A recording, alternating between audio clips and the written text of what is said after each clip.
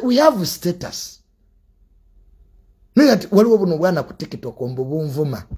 Nawo bufunire ko fame waliwo akavuka bakaita pressure kanyumira. That young man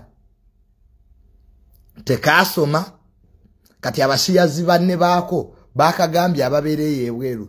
Funayo omuntu govuma akusiba obakuba ofuna asylum. Mbu even beating you get papers easily because you lie the whites nti bakubye lwakuba oli musiyazi. Kati ebyo tubimanyi. So pressure my brother. Me I have nothing to do with you.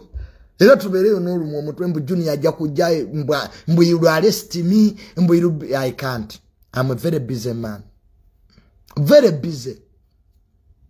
Era bambi those young abana baba TikTok mbayambe. They have gone through a lot. Kwa before TikTok ngate najja bali bakolachi. I was in Budo studying. Bali babazi. Abamba bali bakongozi masabo. Aba bana bemula ba TikTok abamu.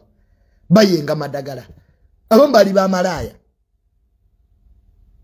Lero tuvulanga ku TikTok kuliko mukyala mbamita Doniasia mbuya baba wa munne. Nava una akala amaso. Kati goyo nga TikTok tena jo yali akolachi. How can you steal somebody's husband? Yakweyimirira ko ne mukoti.